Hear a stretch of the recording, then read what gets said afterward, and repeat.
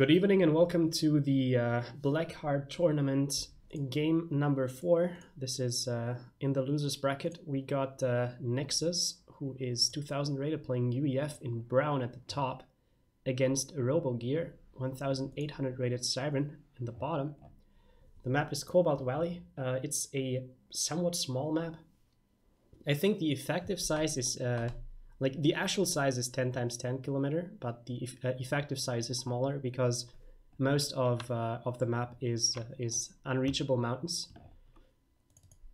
And yeah, typically games on this map, like on this map, the way I know games on this map, and in a mispositioned ACU that dies quickly. That's sort of not what I'm hoping for, but it happens a lot. And well, the mass extractors, like it is quite easy to be contained in your starting position if you lose an initial map control, and then it's very difficult to recover from this. So like death by map control or death by exposed ACU is like the most common theme on this map in my experience. That's one of the things that it kind of makes really good maps, and it makes for maps that a lot of players don't like to play. If you look at the common theme between the most played team maps and the quote-unquote best ladder maps, the team maps are going to be ones where your economy is centralized in the base, so you can build up your base and then go fight. And you're not really in danger of losing your core at any point. An advantage or an example of something different than that would be something like Hilly Plateau, where you only have 3 or 4 mechs in your base and the rest of them are in expansions. And then a good ladder map or a good match to watch on ladder is where the mass extractors are more strewn about. So your map control matters more and players are forced to fight for every little bit of eco that they can get. But couple that with a small map, you end up with a very easily tipped balance, and like Heaven was saying, it's hard to recover from that. Looks like we've got first land, second air for Nexus, and we've got the same for Robogear, but Robogear is planning a total of 5 land factories in his home base, whereas Nexus is only going for 3. So Mantis spam incoming, yo. Small difference in the pigeon prioritization. Robogear went for a modified Hydra Rush that had 1 core pigeon before the Hydra, and the Nexus went for 2 core pigeons and a single pigeon next to the Hydra later on. I think that this score difference comes from that. Maybe it's just better, since the Hydra is relatively close, to just make 1 core pigeon instead of 2 before the Hydra. I wouldn't recommend going for no core pigeon, because for that the Hydra is too far away, and if you want to double assist your ACU with engineers, then you're going to power stall if you don't make this extra pigeon. Yeah, you're not close enough. Well, you might be, to only build 3 mass extractors, then Hydra, then the 4th mass extractor. So you're going to end up stalling one way or the other. There is an early bomber out for both players, so they're going to be raiding each other. Maybe the bombers will collide in midair and kill each other with their bombs, but I don't think we can really have much hope for that. And then we've got an interceptor building next for both players, although Robogear is going to get his out slightly earlier. So it's going to be down to who can maneuver their bomber the best and who can get the most kills as far as who's going to take the advantage in the earliest portion of this. I like that Robogear is preemptively dodging and moving his engineer close to the ledge to make sure some of the bombs hit the hill, but it was not enough, sadly. It should have worked. It should have worked. Engineer going down on this side as well. 1 kill for the bomber, second was missed, and that is all she wrote. So relatively ineffective first bombers for both of these guys. Looks like Mantis on the left had an engagement with a Mech Marine early, so it did take a little bit of damage. It's going to lose out to the single tank battle on the left there. Right plateau is up for grabs, though. I think Robogear is just a little bit ahead in map control by like a mix or 2. I can't really see which one, but wait, I can just count, I guess. It does look like it. He's got 2 in the middle, and then he's also got his right side next to the plateau, whereas Nexus does not have his left side next to the plateau. So I think Robogear's probably 3 ahead. When I maybe checked, he 2. was 1 ahead, but it may have changed in the ahead? meantime because both ACUs are now in the center building mixes. Nexus has also picked up 2 mass extractors on the right side plateau, so that could also make the difference.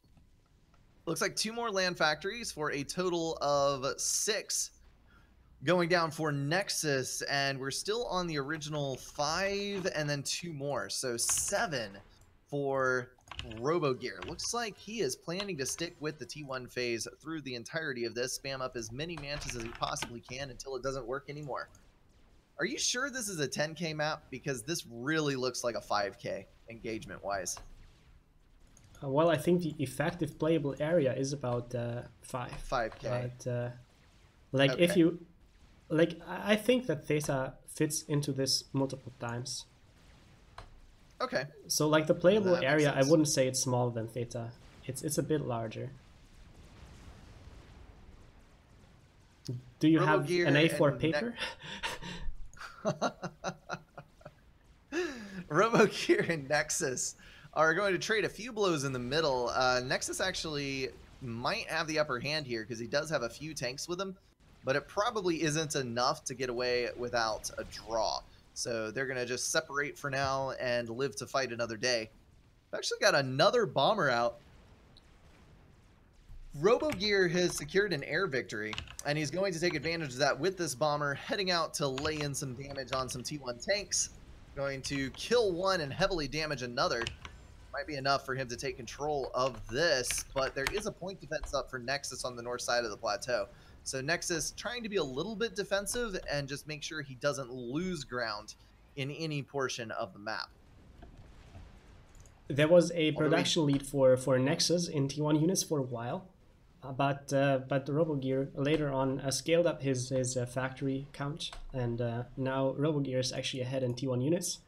I wonder if this is because Nexus is trying to go for T2, but I don't see any upgrade yet, so probably not. Must have been unit allocation and the scaling versus eco expansion, right?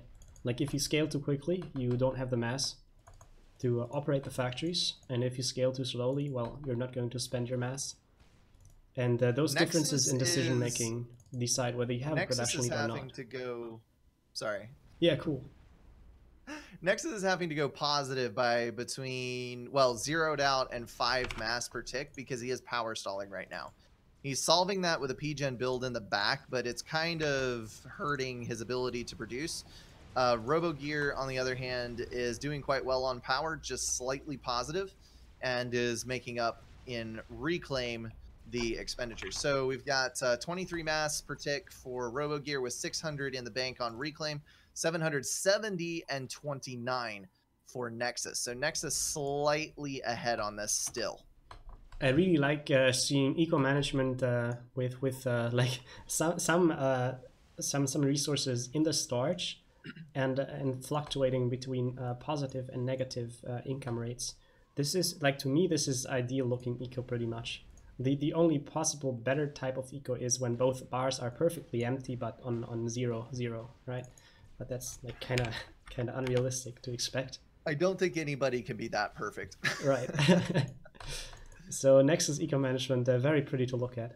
Very good. Maybe Galactic Fear on sentence. Maybe. If he brings his But other Excel than that- sheet with his 20 minutes build order, then maybe, yeah. But like, there's a difference between planning everything and improvising everything.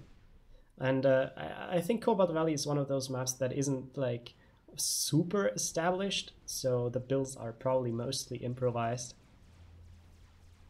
Nexus is exposed. Oh, he could die right there. I was looking at the air game, thinking about how bad that was for Nexus, but yeah, perfect pincer maneuver on the Mantis, and then Robogear closing in with the ACU. I don't know that he's going to get the ACU in range, though. Oh, he might is. if he can trip up the pathfinding. Yeah, he's not trying that. Why is he not trying that? I don't know. Nexus down to 58. Here comes his own units. And since all of the tanks are focus fired on Nexus, those strikers are going to be able to just shred the opposing Mantis. 1300 HP. It is gonna be close, but I think Nexus is gonna get out. 600, 5. Oh my. Oh my. He's out of range of the ACU. The bomber. 250 and dropping. The bomber! Nice. Oh. He was so close to getting out. Well, maybe so close. Maybe I jinxed it when I said that most games on this map end due to mispositioned ACUs or map control death. Right. The T1 bomber decides the game. I think if it hadn't been for that air win and the T1 bombers that were out on the field, Nexus would have at least survived that encounter. Maybe not the one to follow, but he definitely would have survived that one. But man, that 300 damage, it came back to bite him. But honestly, what was Nexus doing there? Like, units on the left in the bottom, his own units far at the top, and his ACU in the center of the map towards the enemy base. It was quite confusing. Could have been a misclick. I do not know. Oh my goodness.